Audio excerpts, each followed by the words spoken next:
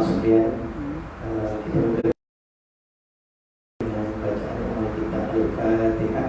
A'udzubillahi minasyaitonir rajim. Bismillahirrahmanirrahim. Alhamdulillahirabbil alamin. Arrahmanirrahim. Maliki yaumiddin.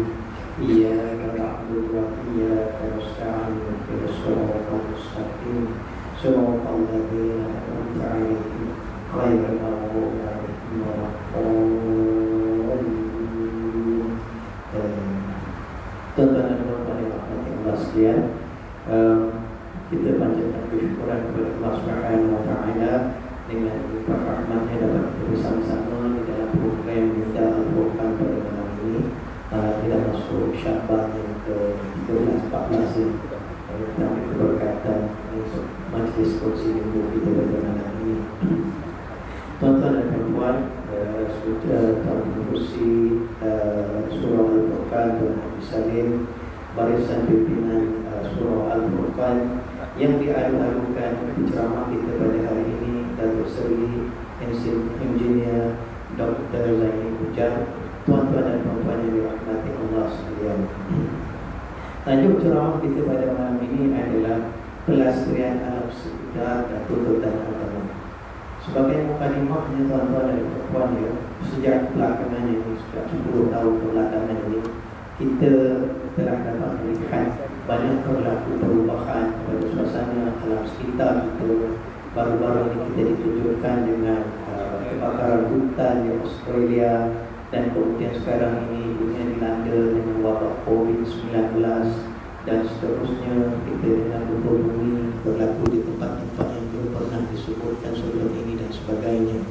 Apa yang nyatanya tuan-tuan dan puan-puan adalah dunia kita sedang mengalami satu perubahan yang amat ketara, dan untuk itu tuan-tuan dan puan-puan, kita bawakan bersama-sama dengan kita Al-Fadhil Profesor Datuk IR Dr. Zaini Ujang bersama-sama dengan kita. Saya rasa beliau adalah seorang yang tidak perlu dikenalkan lagi. Beliau adalah seorang, saya bacakan sedikit secara ringkas biodata beliau. Beliau merupakan anak kelahiran Negeri Sembilan, dilahirkan di Kampung Inas Johor, Negeri Sembilan. Beliau merupakan Chancellor termuda yang telah dilantik di dalam sejarah Universiti Awam Indonesia pada usia 43 tahun di UTM. Gelaran yang ditujukan kepada beliau adalah Malaysia Water Icon oleh akhbar Newspaper Times pada tahun 2004, dan bernama telah menggelarkan beliau sebagai Environmental Ideolog pada tahun 2006. Beliau banyak panjang ya pada data beliau. Secara ringkasnya, beliau mempunyai kepakaran dalam bidang kejuruteraan air sisa, ekologi, industri, pengurusan ekosistem bersepadu, serta strategi perubahan dalam alam sekitar. Beliau juga berkhidmat dengan Kementerian Teknologi Air, Tenaga Air dan Alam Sekitar, dan juga beliau juga telah pendidikan tinggi. Jadi untuk tanpa meluangkan masa lagi, saya dengan segala hormatnya menjemput beliau untuk menyampaikan ceramah pada malam ini. Untuk maklumat tuan-tuan ya, kita punya satu cara kita ialah kita akan menjemput ceramah kita untuk menyampaikan ceramah beliau. Kita akan mengambil masa lebih kurang 45 minit hingga ke 1 jam, dan kemudian kita akan ikuti dengan sesi soal jawab daripada pihak tuan-tuan dan puan, dan kita juga pada malam ini adalah soalan ujian kepada peserta-peserta. Siapa yang dapat jawab nanti akan ada hadiah, insyaAllah. Baiklah tuan-tuan dan puan, kita bolehkan masa saya minta hormatnya menjemputkan Datuk untuk memulakan. Bismillahirrahmanirrahim. Alhamdulillahirabbil alamin, wassalatu wassalamu ala sayyidina mursalin wa ala alihi ajma'in. Rabbi shrah li sadri wa yassir li amri wahlul 'uqdatam min lisani yafqahu qawli. Alhamdulillahirabbil alamin. Saya dapat bersama dengan tuan-tuan pengerusi Tuan Haji Salim dan pegawai-pegawai atau penjawatankuasa surau Al-Furqan. Terima kasih kepada pengerusi majlis yang memperkenalkan saya, dan tuan-tuan yang perempuan yang dirahmati Allah sekalian.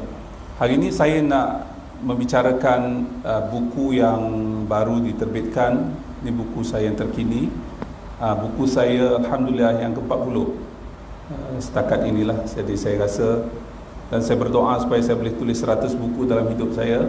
Kalau lah 1 tahun saya boleh tulis 3 buku, jadi maknanya saya perlu aktif untuk menulis 20 tahun lagi lah.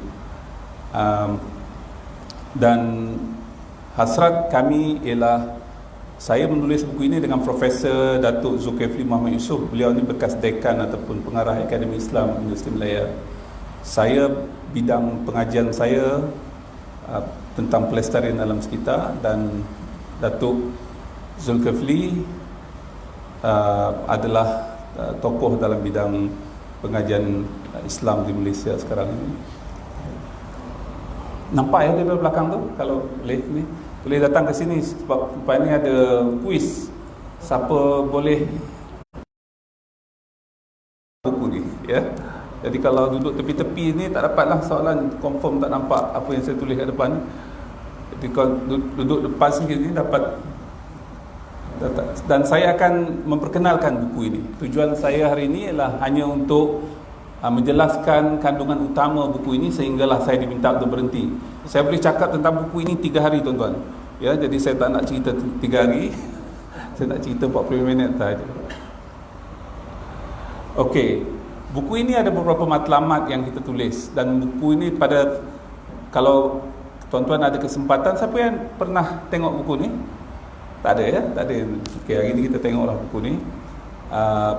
Buku ini lain daripada kebanyakan buku. Saya fikir tak ada penulis ataupun jarang sekali penulis memperkenalkan bukunya lebih daripada 30 muka. So buku ini diperkenalkan 30 muka disebabkan oleh beberapa faktor. Pertama, yang ada dalam buku inilah hadis 39 hadis sahih, 1 hadis hasan. Dan hadis-hadis tersebut adalah menjelaskan beberapa konsep, dan konsep itu dirangkumkan dalam pendahuluan. Jadi kena baca pendahuluan dulu. Kalau tak baca pendahuluan, dia macam terpisah-pisah. Contohnya, kalaulah kita hanya membaca hadis itu tentang larangan, hadis sahih tentang larangan supaya tidak pergi ke kawasan yang ada wabak penyakit. Ya, sekarang ni kan wabak penyakit coronavirus dan sebagainya. Pada zaman Rasulullah dulu ada larangan kepada mereka masuk ke dalam kawasan-kawasan yang ada penyakit dan keluar daripada kawasan yang ada penyakit. Itu hadis sahih. Kalaulah kita ikut arahan kerajaan aja, okeylah, tak ada apa-apalah, tak kena penyakit. Tapi kalau kita ikut arahan kerajaan itu kerana nak melaksanakan hadis ke-36 ini, dan ini adalah tuntutan Allah Subhanahu Wa Taala menerusi sabdaan Nabi sallallahu alaihi wasallam, dapat pahala. Dahlah tak dapat penyakit, dapat pahala. Jadi ini buku ini menjelaskan tentang perkara-perkara yang Allah Subhanahu Wa Taala wahyukan kepada Nabi sallallahu alaihi wasallam dan diperjelaskan oleh hadis-hadis sahih yang kita sebutkan. Dan saya bermula dengan matlamat. Kita menggagaskan buku ini ketika saya dan Profesor Datuk Zul menunaikan fardu haji. Mungkin bukan fardu lagi lah, kami dah banyak berkali-kali menunaikan haji. 1439 2018, kira setahun setengah yang lalu, dan kami dapati di Mekah, di Arafah, di Mina, di Muzdalifah itu penuh dengan sampah. Ya, orang semayang buang sampah ke lain, bersihkan sampah. Separuh tu tidur atas sampah. Seolah-olah yang perlu bersih itu hanyalah hati kita sahaja dan pemikiran kita sahaja. Persekitaran tak perlu bersih. Bayangkan kalaulah kita dijemput oleh Tuanku Sultan Selangor datang ke istananya sebagai tetamu tuanku. Tiba-tiba kita makan kerang ke ataupun makan tulang, kita buang tulang tu merata. Ya. Ada orang tukang kutip di dalam istana. Ini bukan istana, ini tanah suci, tempat yang sangat mulia di sisi Allah Subhanahu Wa Taala. Banyak orang terlepas daripada seksaan neraka disebabkan oleh menjadi tetamu Allah Subhanahu Wa Taala. Tempat yang sangat suci. Dan tegasan di kalangan ulama tentang hal ini. Sebab itulah bila kami di sana, dan bukan saya saja di sana, bukan Profesor Zul saja, kebetulan pula Ketua Pengarah JAKIM ada bersama dengan kami ketika itu, dan ramai lagi ulama-ulama kami diskusikan perkara ini. Akhirnya ada satu ketetapan, saya tak sebutlah tentang ketetapan Mekah, tetapi saya sebutkan tentang ilham Mekah, supaya ada di antara kita ni yang mula memikirkan perkara ini, tulis perkara ini, ajarkan perkara ini. Dan inilah hasilnya. Ya, jadi kalau tuan-tuan baca buku ni adalah perbincangan kami semasa di Mekah menunaikan haji pada ketika itu. Ya. Jadi sangat historical bagi saya, sebab KK 4 bulan yang lepas saya dijemput untuk memberikan syarahan di Mekah, dan saya mensyarahkan buku ini. Ya, alhamdulillah. Dan saya bagi tahu kepada ulama-ulama yang ada kat situ, kita kena contemporary. Kita tak boleh lagi berfikir secara 1400 tahun yang lalu. Banyak persoalan semasa harus disemak. Fiqh kita bukan hanya fiqh muamalat, tetapi juga fiqh tentang ekologi, fiqh tentang perkara yang lebih luas daripada apa yang kita sedia fahami. Dan itulah yang kita bahaskan. Sebagai ahli dalam ini, jadi fardu ain kepada saya. Tuan-tuan tak fardu ain, tuan-tuan fardu kifayah. Ya, jadi kalaulah kita ahli dalam suatu bidang, apabila ada kemaslahatan dalam hal tersebut, jatuh hukumnya fardu ain kepada orang yang dalam bidang tu.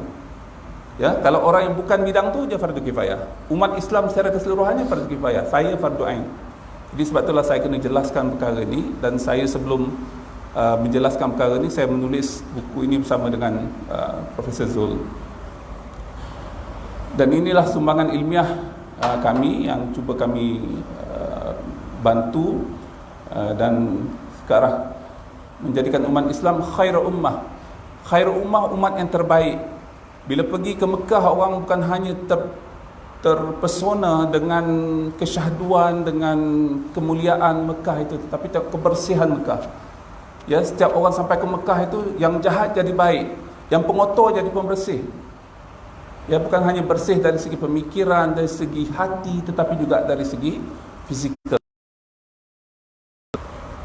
Dan jualan buku ini kami insya-Allah akan sumbangkan 100,000 kepada endowment UTM dan 100,000 ke endowment Universiti Malaya. Endowment ni wakaf lah. Tapi kalau istilah wakaf ini ada konotasi legalistik, di mana sebahagiannya perlu ditakbir oleh Jabatan Agama. Sebab itulah kita gunakan istilah endowment. Jadi kalau tuan-tuan membeli buku ini, saya ada bawa sikit lah, 2-3, saya tak tahu berapa kopi lah. Ya. Jadi tuan-tuan niatkan beli buku ini sebagai untuk menjadi yang lebih bersih, lebih berpartisipasi, menjadi ummah contoh, bukan sahaja di Mekah tetapi juga di fasa 2 Puncak Alam ini yang terbersih sekali, masjid yang paling bersih sekali, surau yang paling bersih sekali, persekitaran yang paling bersih. Sebab apa? Sebab mereka melaksanakan tuntutan Islam, buat perkara yang disuruh oleh Nabi sallallahu alaihi wasallam, ya. Dan alhamdulillah buku ini dilancarkan oleh Tuanku Sultan Nazrin pada 17 Disember yang lalu. Lebih kurang dalam beberapa hari, ya. 2 bulan lebih sikit lah, ya. 2 bulan lebih. Okey. Asas kepada buku ini adalah sebuah buku yang saya tulis bertajuk Eco Shift. Eco, ecological, alam sekitar. Shift, perubahan kepada alam sekitar. Macam mana kita nak berubah secara dari segi aspek alam sekitar, dan perubahan itu bukan hanya disebabkan oleh climate change, perubahan iklim, tetapi juga kepada perubahan iklim, budaya iklim, ya, ataupun climate culture.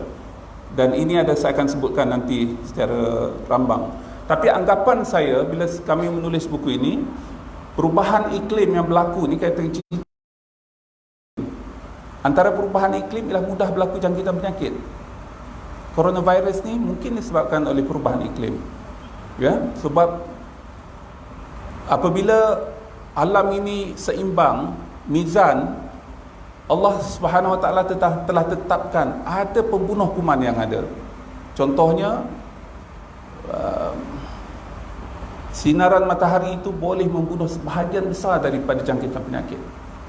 Tetapi disebabkan oleh beberapa komponen daripada sinaran matahari itu telah pupus apabila masuk dalam atmosfera ataupun ruang lingkup udara berhampiran ini menyebabkan banyak yang tidak ada. Sebagai contohnya, apabila tidak ada lapisan ozon, ya, cahaya matahari itu straight kena kepada kulit kita, dan kulit kita mudah kena penyakit kanser. Penyakit kanser antaranya disebabkan oleh kurangnya lapisan ozon atau penipisan lapisan ozon, dan menyebabkan banyak berlakunya kanser. Ya, dan kenapa lapisan ozon kurang? Disebabkan oleh beberapa bahan kimia yang kita gunakan. Contohnya aircon yang kita gunakan, ada gas freon. Ya, peti sejuk yang kita gunakan ada gas freon, yang dululah, yang baru-baru tak ada. Dan ini semua yang kita tak tahu. Sebab itulah kita sering berdoa kepada Allah Subhanahu Wa Taala supaya kita diampunkan dosa kita yang kita tahu dan kita tak tahu kita berdosa. Kita ingat hanya berdosa itu melakukan zina, cakap bohong, melakukan fitnah, tetapi merosakkan alam yang Allah bagi ini adalah dosa yang sangat besar. Zaharul fasadul fil barri wal bahri bima kasabas aydin nas. Itu lagi besar. Ketika Allah nak jadikan manusia ni, malaikat datang, apakah nak jadikan manusia yang akan merosakkan alam ini? Kerosakan alam ini berlaku satu secara sosial. Sosial ni maknanya orang tak ikut ketentuan sosial. Nak berhubung dengan jantina tak payah kahwin, itu sosial. Apa lagi yang berkaitan dengan sosial, dan banyak di antara kita ni hanya melihat kerosakan fasad dari segi sosial. Ya, orang tak menghormati ibu bapa, derhaka kepada kedua orang tua dan sebagainya. Yang kedua ialah kerosakan ekonomi, kefasadan ekonomi, berlaku corruption, berlaku ketidakadilan sosial dari segi pembahagian ekonomi. Ya, ada orang tak bayar zakat, ada orang tak bayar hal-hal yang diwajibkan pada kita. Tidak adanya sistem dalam masyarakat kita di mana orang kaya sentiasa bermurah hati. Orang kaya mesti bermurah hati, barulah dia kaya. Kalau dia tak kaya, kalau dia tak murah hati, dia pun miskin sebab terpenjara dengan ketakutan, sebab takut duitnya habis. Tak kaya lah. Ya, Allah Subhanahu Wa Taala Maha Kaya, tak minta pun dia bagi. Ya, kita tak minta untuk oksigen malam ni, tapi Allah bagi je. Tuan-tuan kalau berdoa malam ni, Allah mudahkanlah anak saya SPM ni masuk matrikulasi, kalau boleh matrikulasi kat belakang rumah saya ni. Pergi ke Mekah kadang-kadang tu doa itu. Tapi kita tak doa, Allah bagilah saya cukup oksigen saya ni oksigen yang bersih. Allah tentukanlah supaya lapisan ozon saya di kawasan rumah saya ni, ataupun di Selangor, ataupun di Malaysia, ataupun di dunia ini, sentiasa menebar supaya cahaya matahari itu tak kena, supaya saya tak jangkiti penyakit kanser. Kita tak doa, tak berdoa pun. Ada doa tu tak? Cik Salim doa tadi. Tak doa. Kita berdoa supaya kita naik pangkat, doa supaya ini. Kita banyak given, tak doa Allah bagi. Jadi itu sifat orang kaya.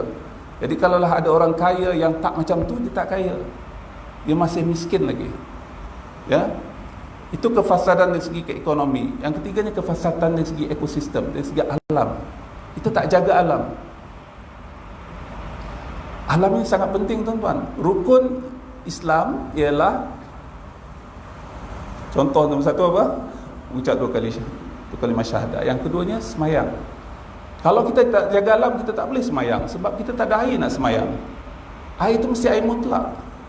Nak jadi air mutlak, kita mesti jaga sumber air, kena jaga sungai, kena jaga tasik. Saya nak tanya tuan-tuan, ada ke jaga tasik? Ada jaga sungai? Tuan-tuan dapat air sungai ni pada mana ni? Air yang kita guna semayang untuk mandi ni pada mana?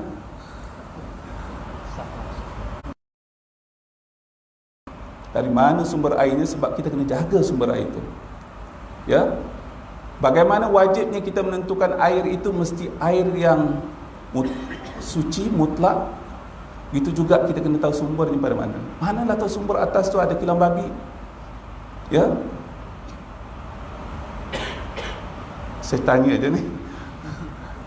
Ya, tuan-tuan dapat air daripada Sungai Selangor.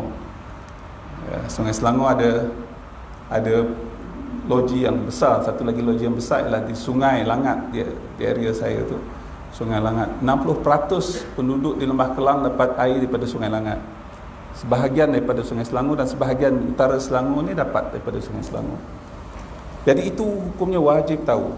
Kalau tidak, kita tak sahkan, kita tak pastikan air kita ni sumbernya sahih, bersih ataupun tidak. Selepas air itu sampai pada kita, katalah tak ada air, kita kena tahu bertayamum.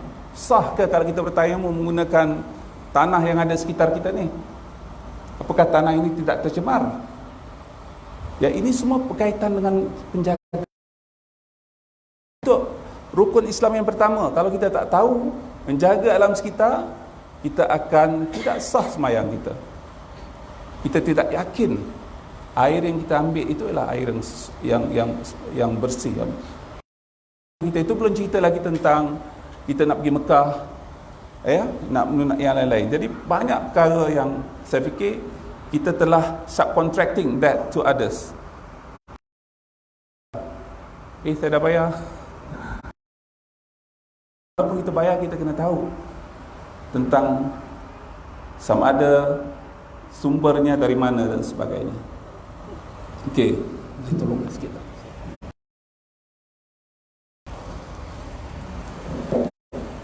Dalam buku ini kita tidak menyebut alam sekitar yang luar daripada persekitaran kita, ya. Yang kita sebutkan hanyalah di sekeliling kita. Kalau tidak, nanti kita kena cerita tentang alam jabarut, alam malaikat, alam itu kita tak. Ya, cerita ni ialah buku ni mengkisahkan tentang persekitaran di sekeliling kita yang terbahagi kepada benda hidup. Ini kan ni soalan kuis ni, bagus ni. Siapa nak dapat jawapan ni kena ingat ni.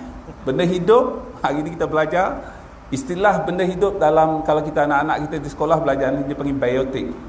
Dan biotik ni terbahagi kepada flora dan fauna, dan kemudian ada lagi abiotik, benda-benda yang bukan hidup. Contohnya ialah hidrosfera tentang air, atmosfera tentang udara, dan litosfera tentang tanah, galian dan bumi kita ni. Ya, jadi itulah skop yang kita nak bincang pada dalam buku ini. Dan ini bagi saya dah jatuh fardu ain disebabkan oleh saya telah memilih untuk masuk bidang ni. Ya, itu tuan-tuan, bila anak-anak nak belajar nanti jangan paksa-paksa. Oh, ini bagus ni, masuk apa? Saya dengar penceramah cerita tentang penjagaan alam sekitar. Pergi belajar alam sekitar. The moment dia belajar, sebelum dia masuk fardu kifayah, dia masuk jadi fardu ain. Ya, sebab kita tanggungjawab kita, sebab kita dapat nafkah kita daripada gaji, daripada pekerjaan kita dalam bidang ni. Ya, lagi macam saya lah, ya tuan-tuan yang okey, apa makna lestari? Kalau Google lestari ni, bunga cinta lestari. Itu nama penyanyi Indonesia. Lestari ni slide ni saya bagi pada tuan-tuan kalau tetapi tulislah surat email kat saya, tulis tu email saya zaini.utm.my. Jadi baru kata saya terhimbau dengan ceramah tadi, saya tak bagilah, kenalah puji-puji saya sikit, ya. Lestari maknanya keupayaan untuk terus wujud dan sinambung, ya. Walaupun berlaku perubahan, contohnya dulu di Puncak Alam ini adalah kawasan hutan, bangunkan menjadi kawasan perkebunan, kemudian dibangunkan menjadi kawasan perumahan. Jadi perubahan itu mestilah memastikan komponen alam sekitar di sini terpelihara, terjaga. Ya, itu yang kita sebutkan sebagai lestari. Dan lestari ini ada 3 komponen dia. Satu, alam sekitar, ekonomi dan sosial. Dari segi alam sekitarnya, adakah dia menyebabkan sungai kalau ada lalu kat sini menjadi tercemar, ataupun pokok yang jadi berkurangan. Jadi kepentingan pokok ni juga saya akan sebutkan dalam buku ini, sebab ada banyak Nabi sallallahu alaihi wasallam tentang pokok. Sebuah hadis sahih, kalau ada di tangan kamu anak benih dan ketika itu berlaku kiamat, tanam anak benih itu. Nabi sallallahu alaihi wasallam tak kata mengucap 2 kalimah syahadah. Ya, Nabi tak kata ketika itu takbir, tapi tanam anak benih itu. Is amalan, dan ini ialah anak benih. Kenapa anak benih? Kenapa Rasulullah sallallahu alaihi wasallam tak sebutkan amalan lain? Contohnya melangkah masuk ke masjid, lompat ketika itu. Contoh yang diberikan ialah menanam anak benih. Sebab pahala menanam pokok ini sangat besar, tuan-tuan. Ya, sebab pokok ini panjang cerita, saya ikut ni dululah ya. Saya lompat-lompat. Dan semua ini kita sebut sebagai budaya lestari. Saya sebutkan nanti. Ini Al-Quranul Karim yang biasa kita sebut dalam surah Al-Baqarah. Ketika Allah Subhanahu wa taala nak menjadikan bumi, wa idz qala rabbuka lil malaikati inni ja'ilun fil khalifah. Ingatlah ketika Tuhanmu berfirman kepada malaikat, sesungguhnya aku nak menjadikan seorang khalifah di muka bumi. Qalu ataj'alu fiha man yufsidu fiha wa nahnu nusabbihu bihamdi sulak ma la ta'lamun. Mereka berkata, mengapa engkau nak menjadikan khalifah di muka bumi, akan membuat kerosakan? Malaikat dah tahu kita akan buat kerosakan dan akan menumpahkan darah. Dia ada dua tu, satu rosak, satu yang kedua tumpahkan darah, pembunuhan sesama sendiri.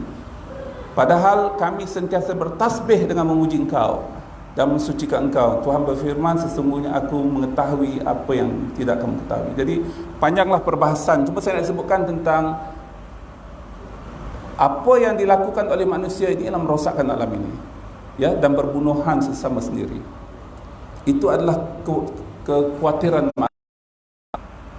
Pada tahun 2010 saya terbitkan buku Minda Lestari. Saya tak pasti sama ada siapa yang mempopularkan istilah lestari ini. Pada tahun 1990 saya diminta untuk menulis satu kolom. 1990 berapa tahun dah? 30 tahun 30 30 tahun. Saya diminta untuk menulis satu ruangan dalam sebuah majalah terbitan Dewan Bahasa dan Pustaka. Tajuk ruangan tersebut Lestari. Ya. Jadi mungkin daripada situ perkataan lestari ini pada Indonesia maknanya sustainability dalam bahasa Inggeris. Melayu is sustain. Jadi ketika ruangan itu kami berbincang apakah tajuk ruangan kolom tu, dan saya telah bersetuju kolom tu namanya Lestari. Since then saya banyak menulis tentang lestari, pelestarian alam. Saya mendapat alhamdulillah kursi profesor di universiti pun, profesor kursi pelestarian alam sekitar. Profesor ni ada dua, tuan-tuan, satu yang tak ada kursi, satu yang berkerusi. Saya ada kerusi profesor sini. Apa bezanya? Kerusi itu maknanya yang khusus, mengambil sempena dengan ayat kursi. Ya, kehebatan seseorang profesor itu disebabkan oleh kedudukannya, dan kedudukannya itu diberikan kursi. Saya fikir yang ada kursi di Malaysia ni orang ni kot. Profesor berkerusi. Profesor lain tu dia kena berdiri. Di UiTM tak ada kursi profesor seorang pun tak ada. Di Universiti Melaya saya ingat ada 2 orang. Ya, di UTM ada 2 orang, saya dengan Profesor Wan Maknum. Saya menulis tentang Minda Lestari. Pada ketika itu saya menjadi Naib Chancellor Universiti, pengurusi Environmental Quality Council Malaysia. Undang-undang, rang undang-undang yang akan dibahaskan di Parlimen, dibahaskan di kalangan ahli-ahli bidang di peringkat itu dulu. Kemudian barulah kita kemukakan ke untuk dibawa ke Parlimen. Saya menjadi pengurusi ekuisi itu selama 6 tahun. Sebab tu ketika itu pemikiran saya ialah policy driven. Macam mana nak buat dasar yang baik, ya? Contoh. Selepas tu saya 2014 ke 2015 ke tu saya tak jadi pengurusi lagi. Ketika itu saya menjadi ketua dan pemikiran saya berubah. Saya tidak lagi cerita tentang policy driven, saya cerita tentang public participation. Saya cerita tentang transformation. Ya, Dan saya tulis buku ini selepas saya keluar daripada kementerian, menjadi ketua siswa Kementerian Tenaga, Teknologi Hijau dan Air. Tulis buku ni, ya. Dalam 30 tahun.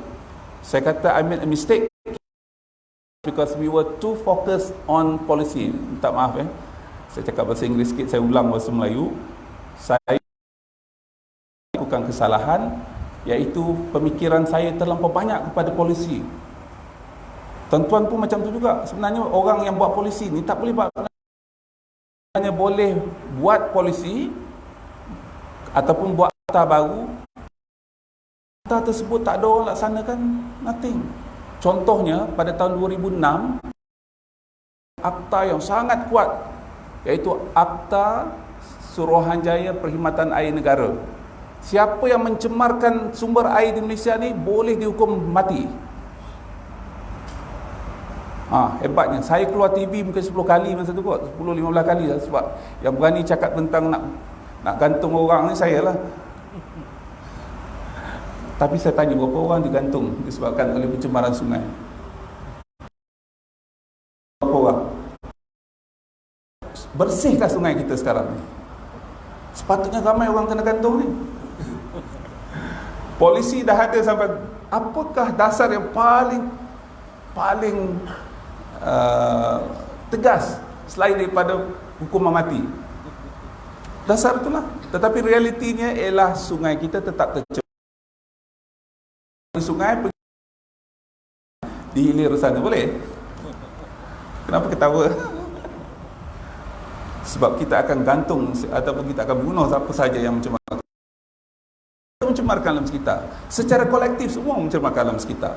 Kebanyakan kita tanpa kita sedari.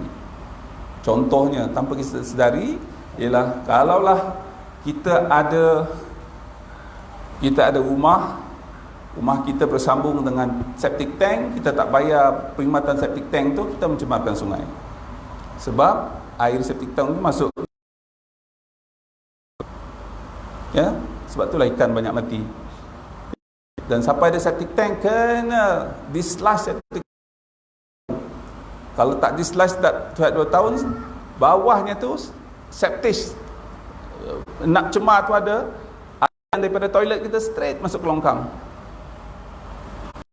Proses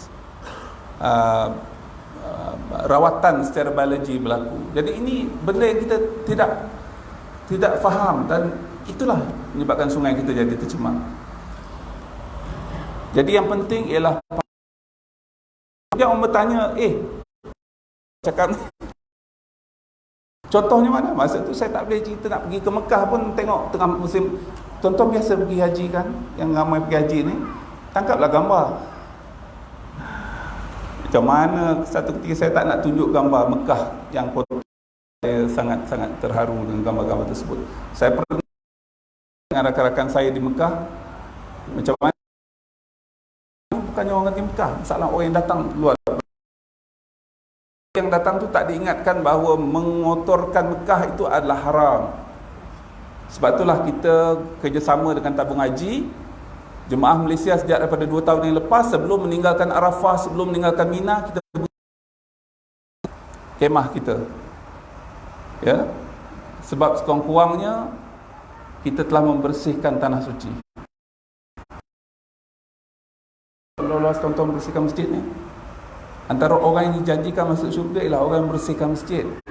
Ada seorang wanita tua biasa membersihkan masjid, tiba-tiba Nabi Nabi sallallahu alaihi wasallam tak bertemu dengan wanita ni.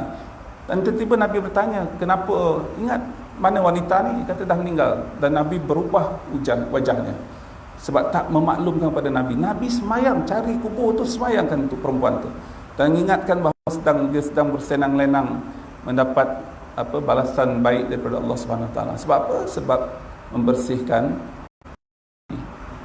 ya, besar pahalanya. Jadi sebab itulah contoh yang saya bagi. Sebab apa? Di Jepun ni sangat bersih, tuan-tuan. Secara fizikal ni sangat bersih. Sebab itulah saya menghabiskan 6 minggu pada tahun 2018 di Jepun untuk menulis buku Japanese Ecosophy. Dan saya dalam proses untuk menyiapkan Ya, Letters on Scandinavians from Cycling to Sustainability. Tak maaf, buku saya bahasa Inggeris, saya tulis dengan kawan saya daripada Sweden. Ini nak tunjukkan bagaimana sebenarnya kalau kita nak jadi sebuah masyarakat yang bersih, yang maju, yang penting bukan sahaja perundangan yang tegas, tetapi participation masyarakat. Barulah kita tak perlu perundangan yang tegas pun tak apa. Macam kat Jepun, tak perlu perundangan. Sungainya bersih. Tak ada orang yang dibunuh di Jepun disebabkan digantung di Jepun disebabkan oleh sungainya bersih. Sebab masyarakat faham. Ya, so this is what we are trying to do. Saya agak teknikal sikit ya. Gambar ini, rajah ini satu rajah yang sangat penting. Rajah ini menunjukkan suhu muka bumi kita sekarang ini. Dan kita berada inilah pada tahun 2020 kat sini. Ya.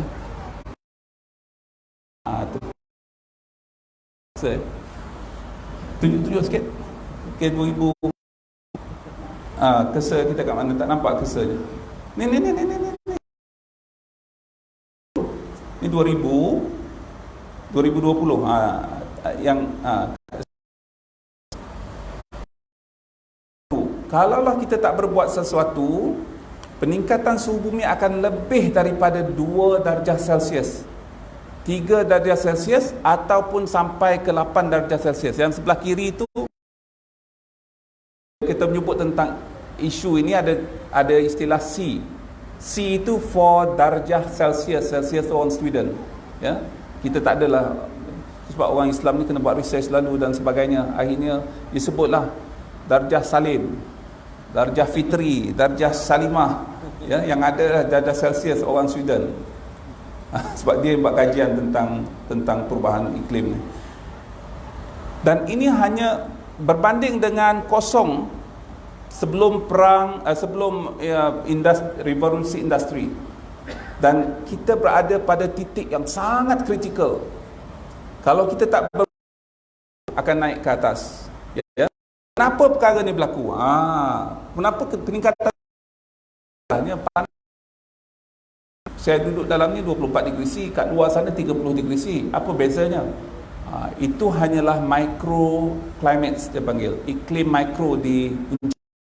Tapi kalau kita tengok secara keseluruhan, kita tak boleh lebih daripada 2 darjah Celsius. Tuan-tuan, suhu badan berapa? Suhu badan berapa? 100. Suhu badan kita tak boleh lebih daripada 37 darjah Celsius.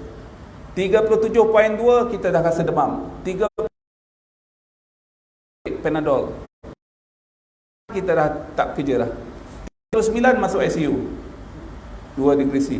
Ya. Tapi cuaca di luar kita ni secara mikro memang perubahan. Kita masuk kereta, boom, 19 degree Celsius. Kat luar 30 darjah Celsius. Di dunia kita tak boleh lebih daripada 2. Lebih daripada 2, bumi ini akan panas. Kepanasan bumi ini menyebabkan macam-macam berlaku. Contohnya mudah merebak penyakit. Ya, mudah merebak penyakit dan banyak lagi contoh yang akan saya bagi oleh pelepasan gas-gas karbon. Ini pun K juga, C juga. Jadi darjah Celsius, karbon. Karbon ni bukan nama orang lah. Karbon ni nama kimia. K, carbon. Kalau tak buat apa-apa, kita akan sangat peningkatan suhu panas ini menyebabkan ais di kutub utara dan kutub selatan mencair. Bila dia mencair, dia akan memperbanyakkan lagi isi padu air laut. Bila isi padu air laut banyak, ketika high tide, ketika air pasang, khususnya air pasang kering, air itu akan menyebabkan hakisan di pantai. Rumah-rumah yang tepi pantai itu akan ditenggelami ataupun akan ada masalah. Di samping itu, sungai seperti Sungai Selangor tuan-tuan ni, air laut akan masuk. Ikan untuk tujuan minuman. Air kita ni air tawar yang kita minum ni, bukan air masin. Ya. Loji rawatan yang kita ada di Malaysia ni sebahagian besarnya untuk air tawar. Saya bagi contoh pada tahun 1902, saya duduk 25 tahun, saya tinggal. Sekarang saya dah pindah, 2013 saya pindah ke Bangi. Pada tahun 1962, apabila dibuat loji air untuk menyalurkan air ke Singapura, ketika itu, ketika air pasang yang paling tinggi sekali, hanya 17 km sahaja air laut masuk daripada muara sungai di Sungai Johor. Jadi di banner loji tersebut pada kedudukan 45 km, iaitu berhampiran dengan Kota Tinggi. Nama pun Kota Tinggi, ya. Tapi tuan-tuan, 5 tahun lepas air itu dah masuk dan terpaksa macam empangan, dan saya bertanggungjawab buat kira-kira 100 juta.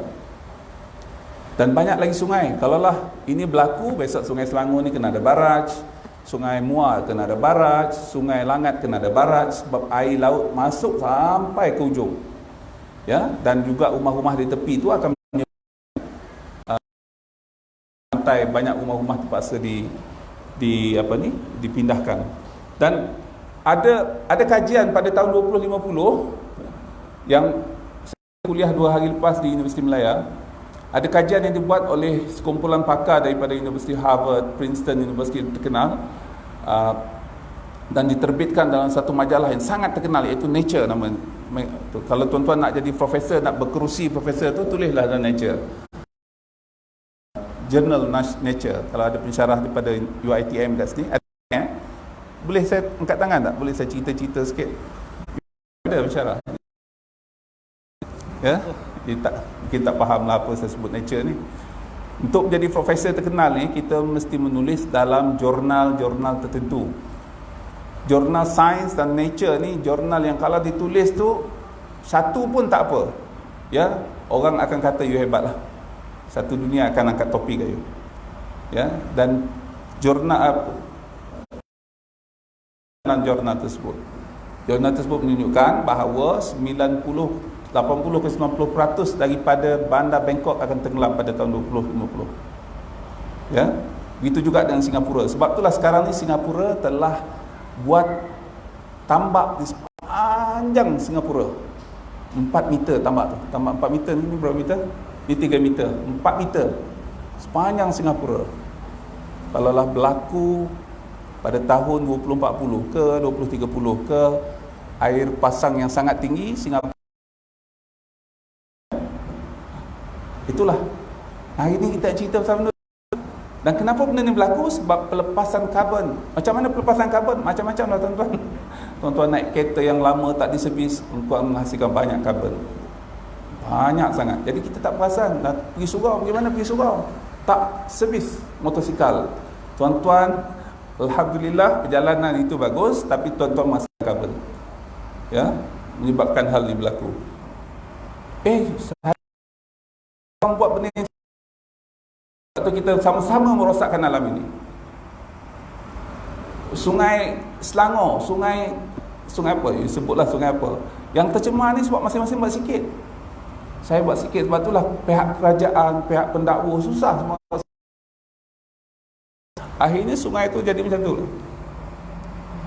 Ya. Sedangkan kalau kita membaca tentang ayat Al-Quran, tentang penceritaan tentang syurga, dia cerita tentang duduk di singgah sana, di bawahnya ada air sungai, ya, di dalam taman-taman yang indah itu syurga. Tengok ataupun besar di Sungai Kelang, lepas tu baca Quran, tak nampak. Kalaulah macam tu rupa sungai. Tapi kalau sungai itu cantik dan sebagainya, barulah kita rasa kenikmatan syurga. Ya, sebab kita dapat saksikan sendiri syurga tersebut. Jadi saya, berapa minit lagi ni? Tepuk-tepuk je hadis ni. Daripada Abdullah ibnu Abu Qatadah, daripada ayahnya, katanya Rasulullah SAW sabda, "Idza syaraba ahadukum fala yatanaffas fil ina'i." Apabila seseorang air menggunakan bekas, maka janganlah mengembuskan nafas di dalam air tersebut. Tak boleh hembus nafas. Apa hukum hembus nafas? Tanya, tu jangan tanya saya. Tapi tidak wajib, ya, tidak haram. Tidak haram. Hadis ini hadis daripada Bukhari. Kenapa perkara ini disebut? Saya nak sebutkan pada tuan-tuan. Pada muka surat 477 buku ni, udara hembusan mengandungi peratus karbon yang tinggi, jauh lebih tinggi daripada peratus udara yang mizan ataupun keadaan yang seimbang. Begitu juga dengan peratus oksigen. Ya. Dalam udara sedutan yang kita sedut ketika ni, kandungan karbon dioksida kita adalah 0.03%. Bila kita hembus, ketika itu karbon dioksida kita menjadi 4%. Ya.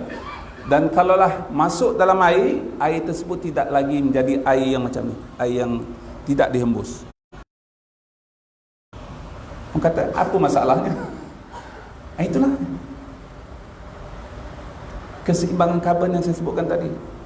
Kenapa berlaku peningkatan suhu bumi? Disebabkan oleh lebihan karbon dalam persekitaran kita.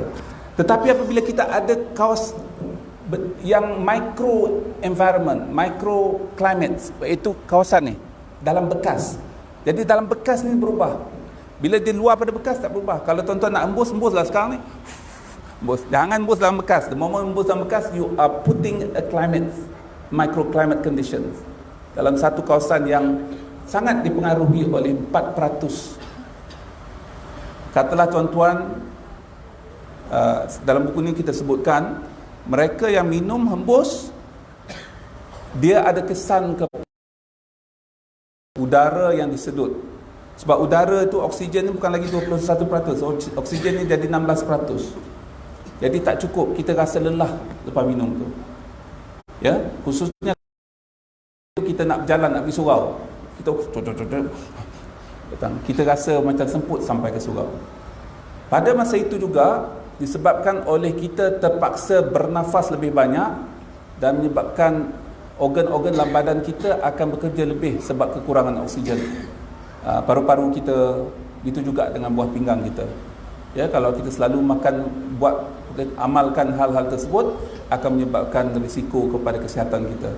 Ini Allah Subhanahu Wa Taala telah wahyukan dan telah dilaksanakan. Nabi sallallahu alaihi wasallam telah sebut, dan perkara ni hadis yang disepakati semua ulama, Bukhari, Muslim, Abu Daud, Tirmizi, Nasa'i, Ibnu Majah dan Ahmad semua setuju. This is the hadis. Dan ini bagi, kalaulah tuan-tuan, huraian biasa ulama kita, dia kata inilah adab makan bagi orang Islam. Ya, adab makan tentang Islam. Jadi setakat itulah, sebab pengetahuan kita tentang karbon mungkin tidak. Bila saya menjelaskan buku ini, hal-hal begini yang saya kemukakan. Kenapa kita tak boleh buat macam tu? Kenapa kita mesti berjalan kaki pergi ke masjid, ke surau? Sebab this is neighborhood watch. Kalau kita berjalan kaki, katalah, siapa yang tinggal 5 km daripada surau ni? Ada tak 5 km? Siapa? 5 km? Tak ada, Ada seorang sahabat, dia rumah dia berhampiran dengan masjid Perang Khandak tu, apa nama? Ada kita pergi ke Madinah tu, ada satu tempat yang masjid 7 kan, kat situ, kawasan situ. Rumah dia kat kawasan tu. Ramai sahabat, sebab dia jauh. Malam tak ada lampu elektrik macam kita, tuan-tuan. Bukan ada lampu ini, dia jalan dalam gelap macam tu. Dan sahabat bertanya, kenapalah you rumah jauh, kenapa tak pindah dekat? Dia kata, saya prefer jalan kaki. Ya, tak naik unta pun. Jadi kami bahaskan 4 hadis yang pertama dalam buku ni, cerita tentang kelebihan berjalan kaki. Nombor 1, bagi mereka yang ke tempat semayang macam ni, you become neighborhood watch. Kita memerhatikan persekitaran kita. Kalaulah orang selalu lalu lalang jalan kaki, tuan-tuan, kalau adalah orang yang nak merompak rumah, kawasan perumahan sini, dia akan takut sebab kita biasa berjalan kaki. Kalau tuan-tuan naik kereta, tuan-tuan naik action dia, kereta baru, boom lagi. Kalau kereta Porsche ke apa semua, lagi tekan kuat biar orang nampak. Ya. Tapi kalau kita jalan kaki, kita tengok kiri kanan.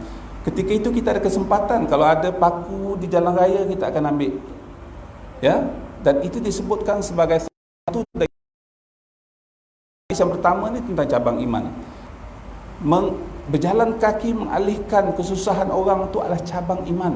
Bukannya hal boleh buat tak boleh buat. Ialah isu keimanan.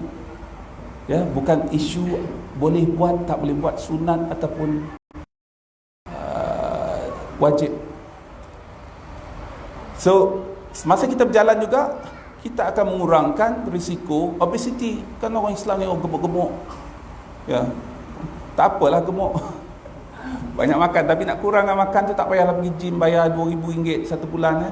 Pergi jalan kaki. Dan diminta untuk supaya berjalan kaki secara ininya. Dalam ini cerita panjang tentang 10,000 langkah. Apa signifikan 10,000 langkah tu? Kalaulah tuan-tuan rumah tuan-tuan 500 meter daripada sini, tuan-tuan berjalan antara 900 ke 1000 langkah. Pergi 1000 langkah, balik 1000 langkah. Dah 2000 dah. Kan zuhur lagi 1000 langkah, balik. Asar jadi 10 kali, pergi habis 2000. Pergi surau aja. Balik. Oh tak apa, saya nak pergi surau beli motor. Rumah dah ada 3 biji kereta, tiba-tiba ada motor sebiji. Kenapa motor ni? Oh senang nak pergi surau. Sepatutnya jangan naik motor, jalan kaki, ikut sunnah sahabat-sahabat. Ya, ikut amalan para sahabat, berjalan kaki secara tak langsung akan menjadi neighborhood watch dan banyak benda lain, kebaikan-kebaikan yang lain. Ya, yang disebutkan adalah disebutkan tentang setiap langkah kita dikira. Tetapi juga kita terlepas peluang kalau kita naik kereta buat tengok sekitaran rumah kita, sahabat kita, kalaulah ada pintunya terbuka, gate-nya terbuka, kita call, tolong tutup pintu, anak you ada kat luar ni dan sebagainya. So this is important. And ini secara tak langsung akan menyebabkan masyarakat kita lebih bersatu padu, ya. Jadi saya sebutkan antara perkara yang penting juga dalam impact of climate change ini sebagai contohnya, kalau 0.8% 0.8 darjah Celsius peningkatannya, apa yang berlaku antaranya ialah sea levels rising, increase earthquake. Dalam sejarah negara kita ni tak pernah berlaku earthquake. In the historical geological survey of this country, has never been a report on earthquake kecuali pada tahun 2015 di Ranau. Dan subsequently after that, almost every month earthquake occurs in Ranau. Jadi banyak ahli sains bertanya, kenapa perkara ni berlaku? Dan orang macam saya percaya bahawa perkara ni disebabkan oleh peningkatan suhu bumi. Ya, bayangkanlah peningkatan suhu bumi itu lebih daripada 0.8. Sekarang ni 1.5, ya, hampir 1.5 darjah Celsius. Ya, dan banyak antaranya yang itu ialah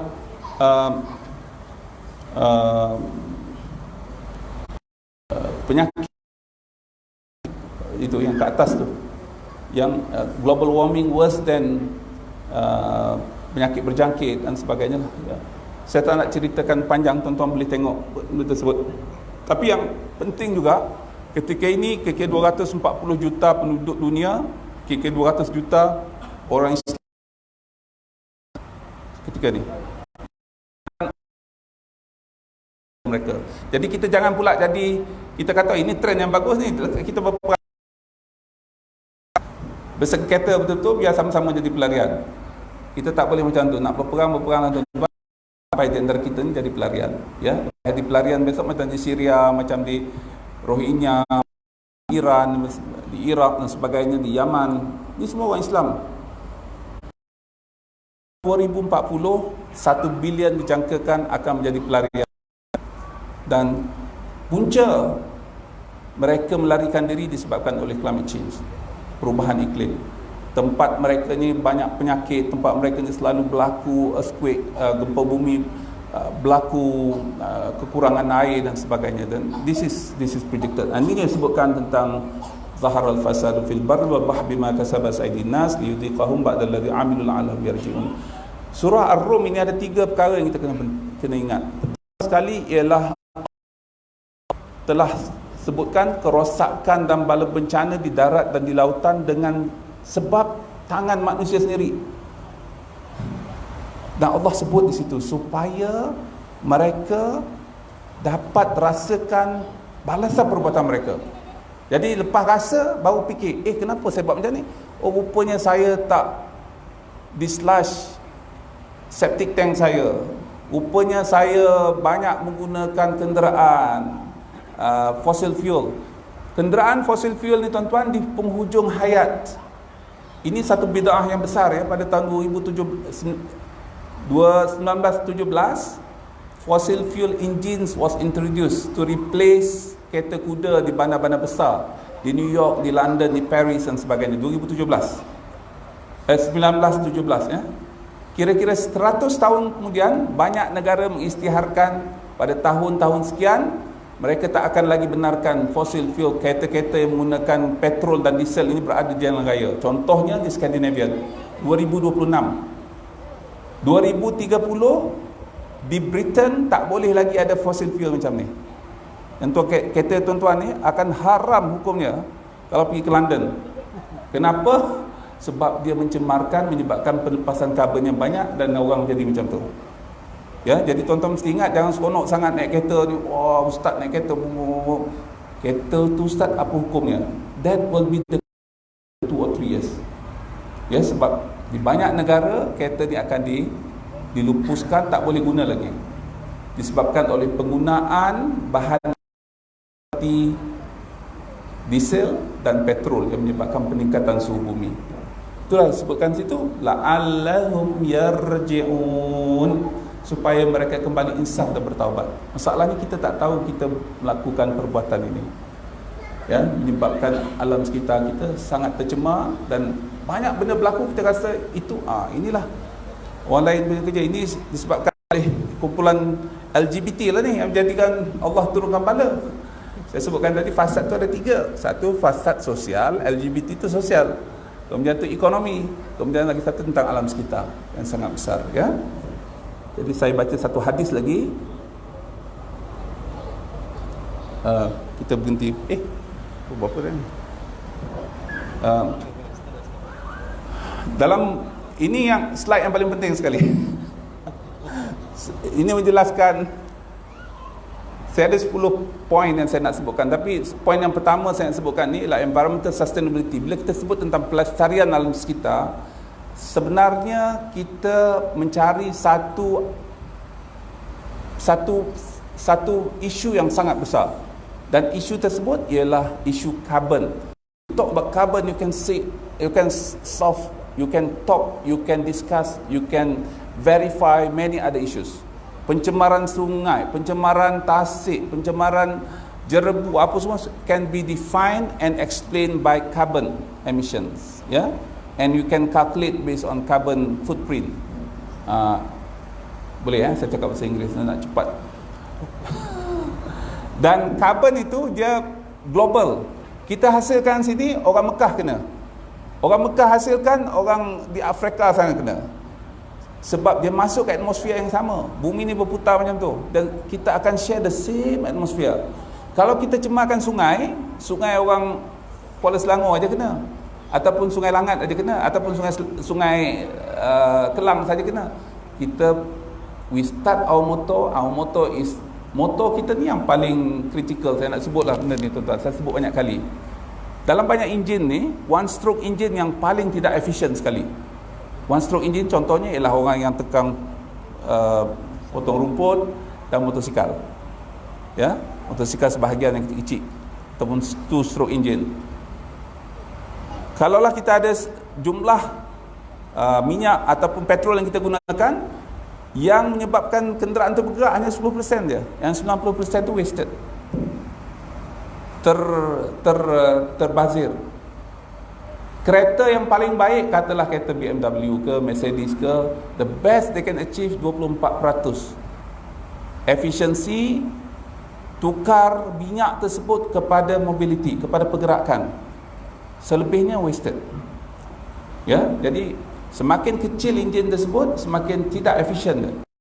Jadi per kilometer travel, enjin itulah yang paling banyak menghasilkan carbon, ya. Jadi sebab tu nanti orang tanya, ustaz apa hukumnya? Sekarang ni mungkin orang tak faham, tapi tuan-tuan ingat ya, sekarang telah ada kecenderungan tanya berapakah carbon kita. Negara kita akan diukur berapakah carbon per capita yang kita hasilkan. Itu ketika saya jadi KSU dululah, ya. Jadi approach-nya ialah kita kurangkan carbon emission. Jalan kaki tak ada pembebasan karbon. Ya. Yang kedua, kita increase carbon sink. Carbon sink tu apa? Ialah pokok-pokok ataupun sistem berair yang ada. Sungai kita yang bersih boleh jadi carbon sink. Laut kita yang bersih boleh jadi carbon sink, takungan karbon. Ya, dan apakah metodologinya? Gunakan green technology. Green technology itu sebagai contoh, kereta yang kita gunakan ini akan ditukar kepada kereta yang tak menggunakan enjin berasaskan kepada bahan api fosil. Bahan api fosil macam kita guna sekarang, diesel dan petrol. Menggunakan hydrogen, menggunakan bateri dan sebagainya. Itu yang sedang berlaku di banyak negara. Ini bukan hanya aspek ekonomi dan inovasinya, tetapi aspek pelestarian alam sekitar. Metodologi kedua ialah green cover. Jadi kita banyakkan tanam pokok. Ada satu kajian yang ditulis oleh sekumpulan saintis di universiti yang terkenal ETH di Switzerland. Dia mengatakan masalah alam sekitar ni boleh kita selesaikan di seluruh. Ingat dalam buku ni hadis yang saya lupa hadis ke berapa, kami ceritakan tentang kenapa kepentingan kita tanam pokok. Perang boleh bunuh orang, yang tak boleh bunuh ialah orang tua, orang anak-anak kecil, orang sakit, rahib. Pokok tak boleh tebang. Ya, bangunan tak boleh diruntuhkan. Orang yang berperang boleh dibunuh, tapi pokok tak boleh bunuh. Sebab apa? Sebab pokok ini ada kepentingan tersendiri. Setiap hamba Allah ini dia dan jin. Jadi kalau kita nak banyak tasbih, sebab kita pun tak banyak tasbih, tanam pokok banyak-banyak. Kita rasa bertasbih bagi pihak kita. Kita subcontracting tasbih kita kepada pokok-pokok. Sebab itulah hadis yang disebut, kalaulah berlaku kiamat tapi tangan kamu masih ada anak benih, tanam anak benih itu. Sekurang-kurang baik untuk bertasbih kepada Allah SWT. Dan saya ada satu, saya nak sebutkan tentang hadis ni lah, ya. Hadis yang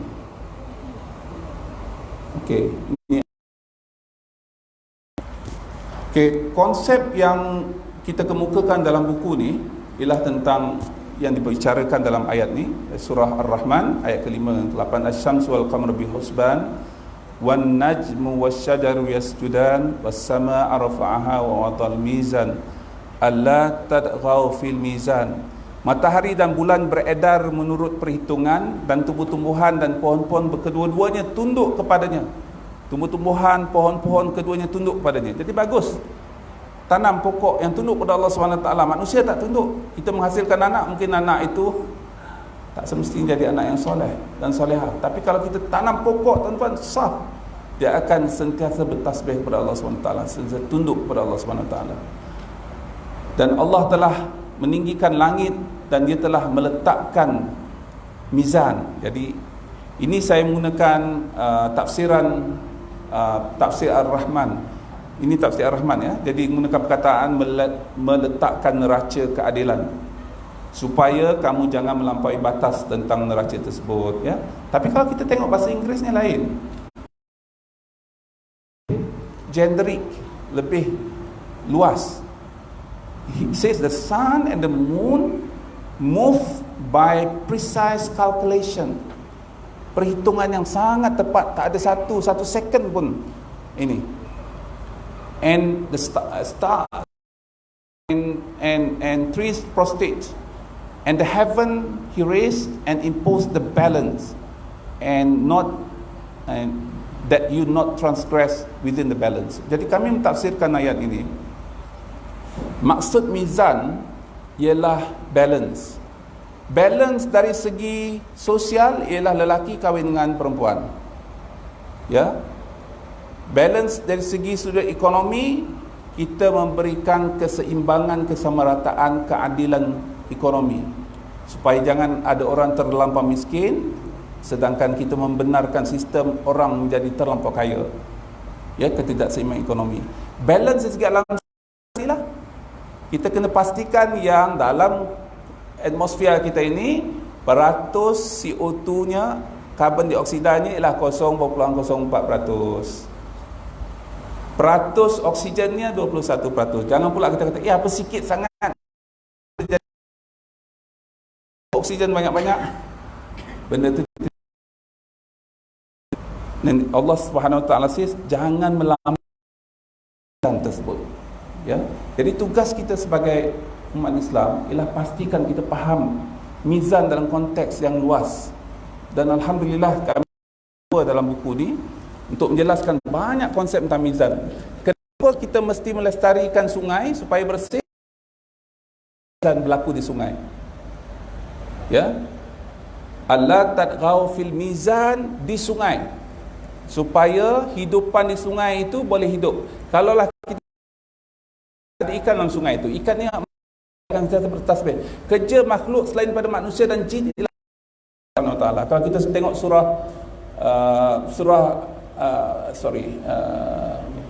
saya janji tak nak tunjuk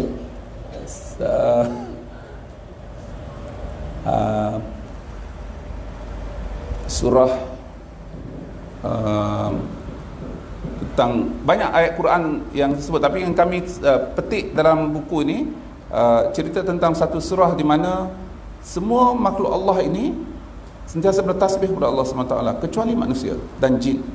Dan that is in surah surah ni sangat penting sebab saya dah sebut 2 kali, saya tak terjumpa. Inilah tuan-tuan, saya tak menghafal buku saya.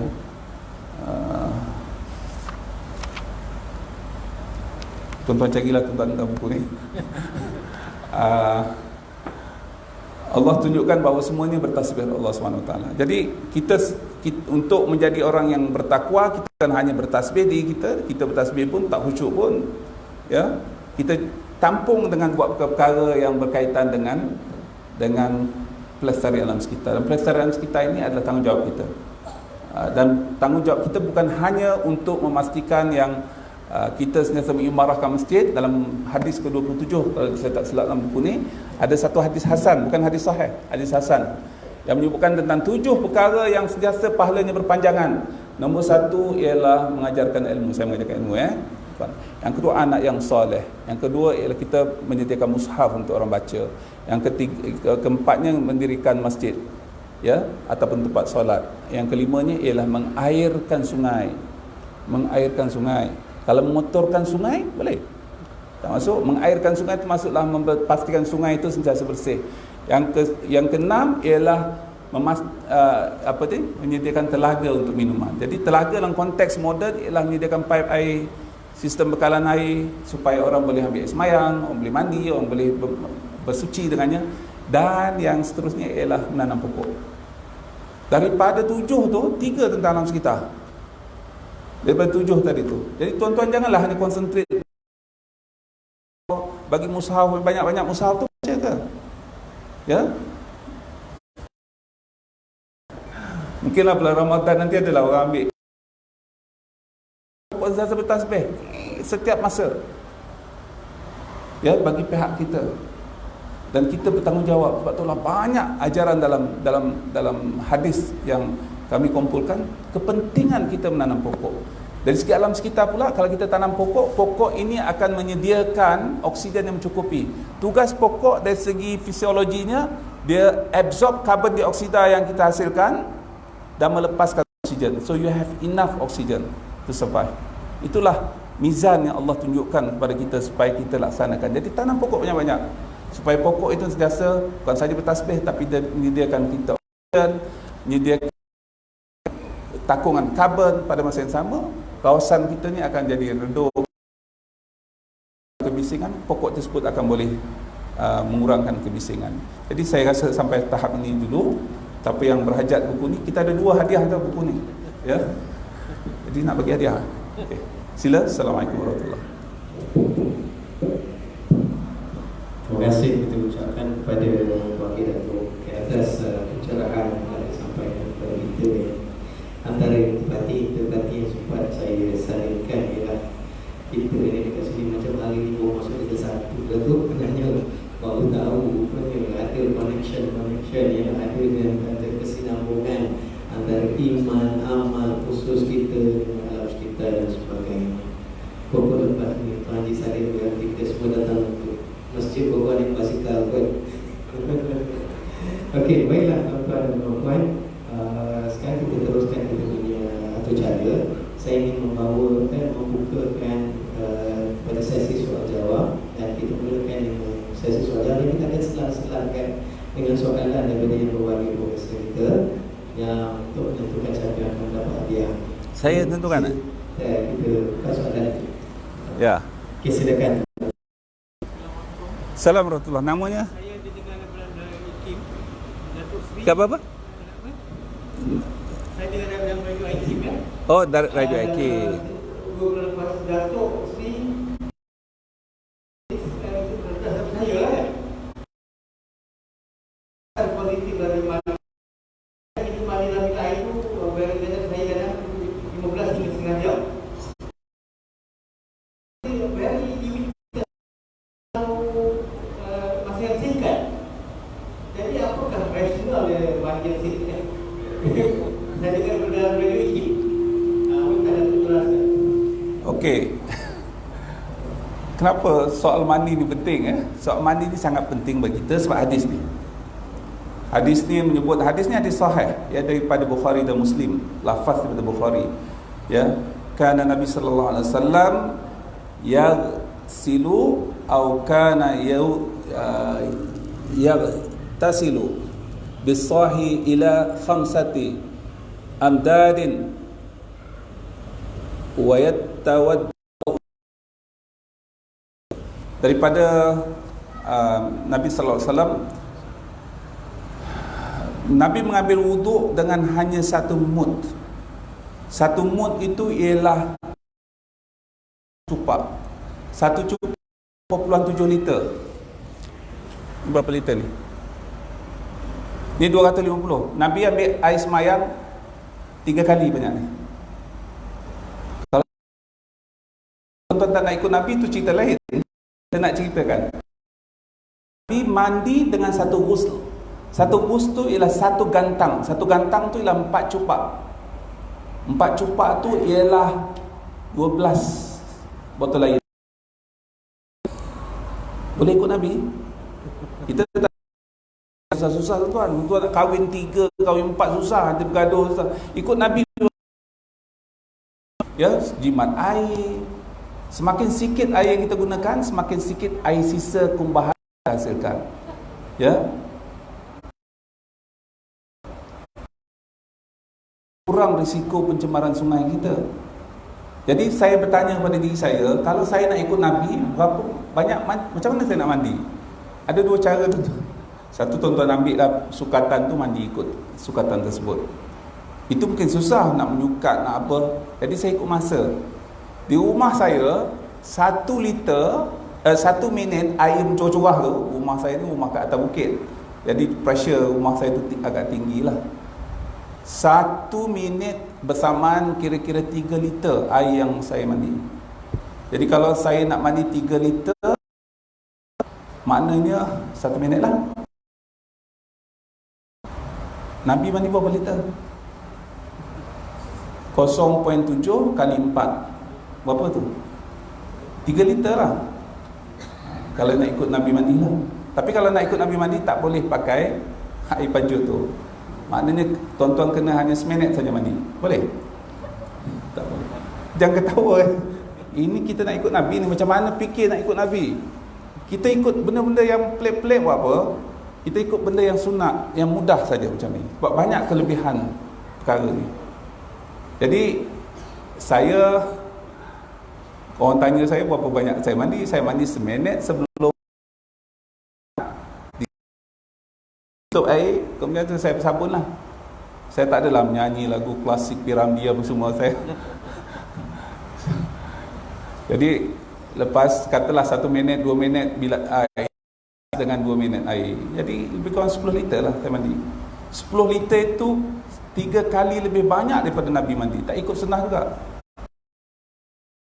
Tentukan 10 liter itu ialah 3 minit. Dan itu hanya mandi, tak termasuk buang air besar, tak termasuk gosok gigi dan sebagainya. Itu bilik air. Ini yang saya dah buat banyak kali. Kenapa saya buat ni tuan-tuan? Sebab masa saya menjadi Naib Chancellor dulu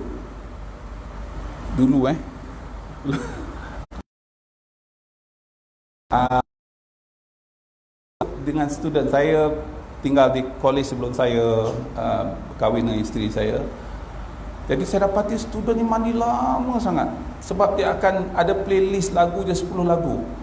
Ya. Kalaulah dia tengah main bola tu, menang bola tu, playlist dia jadi 15. Chorus ni jadi 3 kali. Jadi satu lagu tu 3 minit. Kalau 10 lagu 30 minit. Nyanyi orang sebelah kata sedap sekali lagi, ulang lagi sekali lagi lagu. Jadi saya sebagai universiti ketika itu, saya nak kurangkan bilai. Macam mana nak kurangkan bilai ni? Tapi saya fikir perkara yang paling mudah sekali yang semua orang bila buat ni dapat pahala ialah ikut ni hadis ni. Kalaulah kita tak boleh mandi dengan 3 liter, kita kurangkanlah. Tapi jangan mandi dengan 10 liter. Tuan, mandi 10 minit dengan rumah saya itu 1 minit 30 liter. Ya, dan kita memang tak ikut 10 kali jumlah air yang Nabi mandi. Ini cerita tentang berapa banyak Nabi mandi tau. Kemudian ada satu hadis lagi dalam ini, kita ceritakan juga tentang Nabi melarang para sahabat mandi, ambil air semayang berlebihan walaupun di sungai. Sungai pun tak boleh. Kita kena faham, Nabi tidak sallallahu alaihi wasallam tidak mau menggalakkan masyarakat Islam terbiasa dengan berlebih-lebihan. Ambil air semayang macam tu sebab mandi dekat sungai. Takut-takut bila tak dekat, kita tidak berada di sungai, kita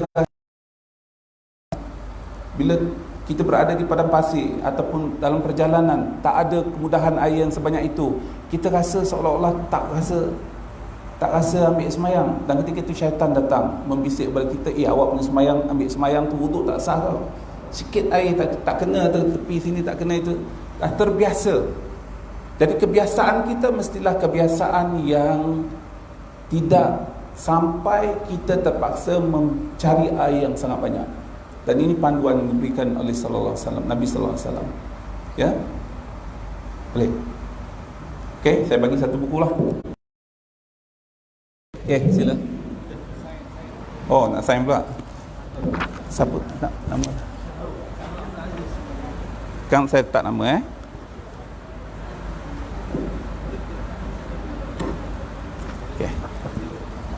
Okey, tahniah kepada saudara Aziz. Muslimat pula kan ada. Bukakan soalan daripada pihak Muslimat.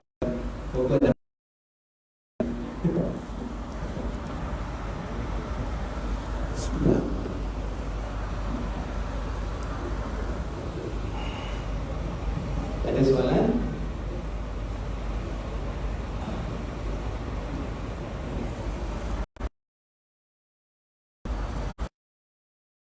Tak nak? Tanya je, soalan yang salah pun okey.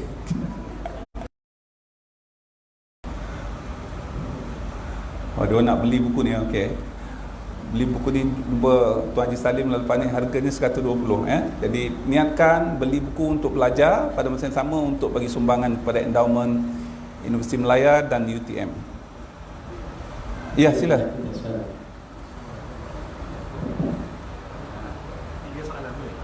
Pendek-pendek lah.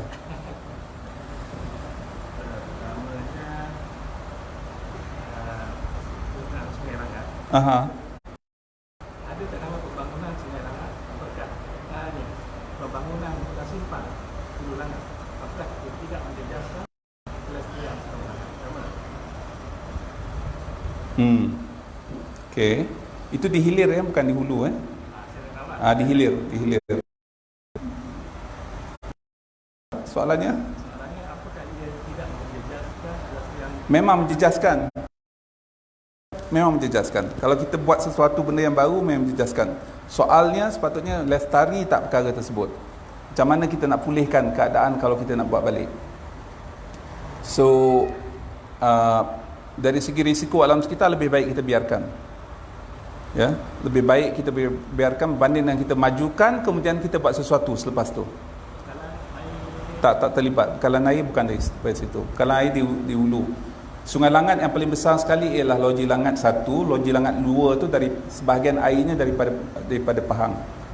Ya, water transfer daripada Pahang. Kemudian kita ada loji bekalkan kepada Putrajaya, Bangi, sebahagian Bangi, dan kita juga ada Dangwangi.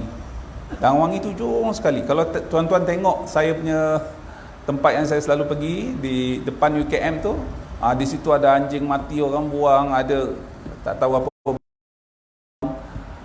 semualah, kat sari orang buang macam-macam. Saya ada kutip lah benda-benda tu. Jadi dan di hilir tu tempat kita ambil air untuk dibersihkan, untuk jadikan air minuman, air ambil wuduk, suci dan soalan keduanya tentang climate change. ya. Apakah ia perkara yang boleh dikawal ataupun ia adalah luar kawalan itu sebab ada pendapat yang climate change ini disebabkan oleh polasi mungkin pada faktor luaran seperti black hole, benda yang terberat. Ya. Yang ketiganya pasal ada mengatakan bahawa bila kita ambil wudhu ni boleh mengelakkan kita daripada jangkitan. Ya. Okey. Climate change-nya betul tak betul? Saya berpendapat macam ni ya tuan-tuan. Ini saya sebutkan, dan buku ni cerita tentang benda ni lah. Begitu juga dengan orang persoalan, bolehkah kita membendung LGBT? Bolehkah kita membendung perzinahan? Soalan macam tu lah. Kita cuba terbaik sekurang-kurangnya, saya, keluarga saya, jiran-jiran saya, adik-beradik saya, tetangga saya, rakan-rakan saya tak terlibat. Itu tugas tanggungjawab kita. Cakrawala semua itu bukan kerja kita. Ya, kita buat ni adalah dalam perjalanan kita menuju kebaktian kepada Allah Subhanahu Wa Taala. Ya, dan kita tahu di akhir dunia ni akan lebur, dan mungkin kehancuran dunia itu disebabkan oleh peningkatan suhu yang berlaku. So apa yang kita kena buat? Part yang atas tu ialah low carbon society, konsep low carbon society, green production and consumption, sustainable living, walking and cycling, public transport, circular economy. Ini konsep. Macam mana kita nak amalkan? Yang paling mudah sekali ialah plant trees. Orang tanya apa yang saya boleh buat? Tanam pokok. Sebab Nabi kata apa pun tanam pokok. Tuan-tuan kalau jumpa orang pencen, bang buat apa sekarang ni? Tak ada apa, aku dah pencen ni. That is natural. Dia pergi kepada alam, kepada tabi'i manusia. Dia mesti suka kepada benda tu. Sebab apa? Di situ buat ada Subhanahu Wa Taala berlaku. Sebab tu kita bila duduk ke tepi pokok tu, kita rasa syahdu, kita rasa tenang. Kalau orang ada sakit minda ataupun stres dan sebagainya, pergilah berjalan dalam hutan. Ya, di Malaysia ni mungkin kita sebut hiking. Dekat Jepun dia panggil jungle bathing, yang mandi di belantara, hutan belantara. Ya. Dan seterusnya, tanam pokok ni tak semestinya di Malaysia. Kita tanamlah pokok dekat Nigeria ke, dekat Afrika ke, kita bagi duit kepada organisasi yang nak tanam pokok tu. Ya, jadi secara tak langsung di seluruh dunia ni kita ada saham tasbih bagi pihak kita. Di Nigeria kita ada pokok 10 batang pokok tasbih, dan kita ada saham tasbih tersebut. Di Sahara ada tasbih. Ada sebahagian 5 pokok tu tasbih bagi saya terlibat. Ya, jangan dekat kampung saya. Nampak kecil lah dunia ni tuan-tuan. Dunia ni besar Allah jadikan tempat kita untuk memperluaskan amal soleh kita, bukan hanya di kampung kita. Kemudian using less resources, kurangkan air. Janganlah mandi sampai setengah jam. Mandi, saya tak kata kena mandi 3 minit. Jumlah air 10 liter 3 minit kalau cara saya mandi. Kalau tuan ada cara yang baik, katalah nak guna botol ni satu-satu, itu your innovation. Saya mudah saja supaya I was trained as an engineer. Jadi approximation sangat penting bagi saya. Minute equals 10 liter air. That's very engineer bekerja. Kemudian electricity, semakin banyak elektrik kita pakai, aircon kita pakai, semakin banyaklah bil elektrik. Tak apalah saya yang bayar bil elektrik. Betul. Tapi macam mana elektrik itu terhasil? Elektrik terhasil di Malaysia, tuan-tuan, sebahagian besar 50% daripada pembakaran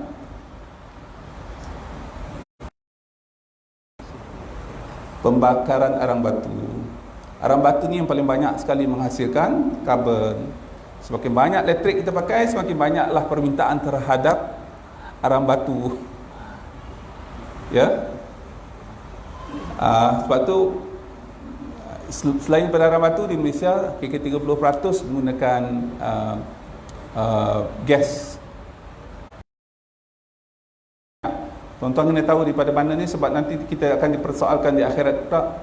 Kita dapat benda ni daripada mana? Saya tak tahu. Serupa juga duit kan. Dapat duit daripada mana? Daripada orang tu. Orang tu dapat daripada mana? Tak tahu, pandai dia lah.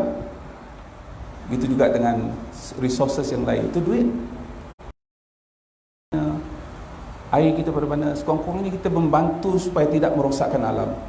Itu sangat penting. Ya. Plastik. Sebab tu kalau boleh jangan, ini untuk malam ni tak apalah, jangan hidangkan ini. Ini adalah antara penyebab yang menyebabkan sumber air kita tercemar. Orang kata saya dah buang dengan betul. Betul. Tuan-tuan kena tanya pula, dia buang ke tapak pembuangan sampah. Tapak pembuangan sampah tu apa? Menggunakan landfill. Sebahagian besar daripada kita ni di Malaysia ni 14 sahaja yang sanitary landfill yang baik. Yang selebihnya 124 lagi menggunakan non-sanitary landfill. Maknanya yang tidak sesuai dengan sepatutnya lah, yang sepatutnya. Dan sebahagian tu masuk ke dalam longkang masuk ke dalam sungai masuk ke dalam laut. Yang paling banyak sekali dalam laut sekarang ni ialah plastik. Sebab itulah banyak ikan mati, ya. Dan dalam tubuh ikan itu ada lama yang ikan ni pun boleh hazamkan. Apabila kita makan ikan tersebut, kita ada bioplastik komponen dalam badan kita.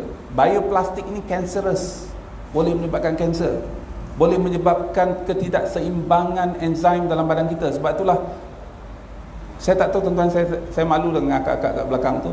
Dulu katanya lah, kita boleh tahu berapa bulan isteri kita period head, 14 ataupun 15 bulan. Sekarang ni ramai orang tak tahu, 14 pun tak masuk, 17 bulan pun tak ada, 21 bulan pun tak period lagi. Sebab apa? Sebab ketidakseimbangan enzim dalam badan dia. Antara sebab ketidakseimbangan enzim ni ialah bioplastiknya. Kita makan ikan yang ada bioplastik dalam tu, ya, air yang ada bioplastik dalam tu, menyebabkan selalu berlaku ketidakseimbangan hormon-hormon dalam badan kita.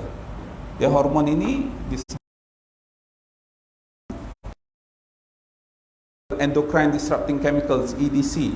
EDC ni sebahagian ni ialah bioplastik. Saya tak nak go detail on that. Yang seterusnya, using green products. Kalau ada green products, sebagai contohnya kalau kita nak beli air ni, beli air yang besar botolnya. Sebab air yang besar botolnya, potensi untuk hilir dalam longkang dan sebagainya sangat sedikit berbanding dengan yang besar. Ataupun boleh kita guna semula. Cleanliness, sebagai contohnya toilets. Orang tanya saya, kenapa toilet ni you sangat pentingkan? Saya sekarang ni presiden kepada 2 NGO, 3 NGO lah. Satu tu ialah Sahabat. Jadi tuan-tuan kalau tengok Facebook, Sahabat Sungai Malaysia, saya presiden. Satu lagi, Clean Toilet Initiative, saya presidennya. Orang kata, apa kena yang you pergi clean toilet? Tuan-tuan, sebelum kita ambil semua, bersuci, kena beristinja. Beristinja kat mana? Dekat bilik air, kat toilet. Foto, kemungkinan besar pakaian kita ni akan terpercik. Apatah lagi nak buang air besar. Sebahagian besar daripada tandas kita ni sekarang tandas duduk, bukan tandas cangkung. Jadi kita duduk di atas bowl yang tidak bersih. Kalau kita bersihkan pun sebab kita bersih baju. Setelah kita pergi ke toilet pada pukul 10 pagi, seluar kita, kain kita telah terpercik, kita sembahyang zuhur tak sah, sembahyang asar tak sah, sembahyang maghrib tak sah. Sebab itulah kita kena bersihkan toilet kita. Hukumnya sangat besar tuan-tuan, sebab ada ramai ulama yang saya baca sejarah hidup mereka yang hebat-hebat. Setiap pagi sebelum anak-anak murid mereka bangun, mereka bersihkan semua toilet dulu. Dalam keadaan anak murid mereka yang akan berduduk dengan bersuci dengan betul. Saya tunjukkan ni satu gambar tuan-tuan. Orang tanya saya tunjuk, saya kajian saya banyak tentang Jepun. Jepun ni pelik sikit. Satu je gambar, lepas tu kita habis. Mana ni?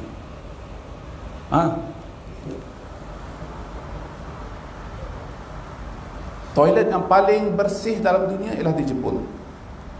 Ya, dan bukan bersih. Orang Jepun bila masuk ke toilet, dia akan pastikan sebelum dia keluar bukan saja bersih, tetapi tak berbau. Dia tak nak orang bau najis dia. Malu orang bau najis saya. Dia bersihkan dulu, dia bawa dalam beg dia tu ada spray, ada sanitizer, ada air freshener, barulah dia keluar. Sedangkan tempat kita, kalaulah kita nak ambil, kita kata dah tak ada kaedah lain dah, kena juga guna public toilets. Jadi persoalannya, bolehkah kita berpakaian yang sama untuk sembahyang zuhur kemudian, ya, dengan toilet macam tu? Katalah ada ustaz ramai yang ajar, sebelum kita duduk di bowl itu, kita ambil cirus dulu. Bila cirus, dia akan mengecik, kena pada baju kita, kena pada seluar kita. Betul? Ada tak mengecik tak kena seluar? Boleh, dengan satu syarat, you kena duduk jauh daripada tu, macam tu. Susahlah tuan-tuan, sebab tu sebelum kita keluar, bersihkan tu toilet tu. Setiap orang ada tanggungjawab. Ingat, kalaulah disebabkan oleh saya toilet ini kotor, saya bertanggungjawab. Ingat tu.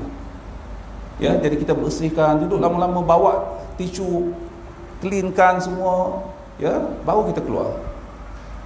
Pun nanti orang kotorkan, tak apalah, itu kerja orang. Sekurang-kurangnya kita telah terlepas tanggungjawab kita. Tapi kalau semua orang berfikiran macam orang Jepun, macam saya sebutkan tadi, macam saya berfikir, toilet kita akan bersih.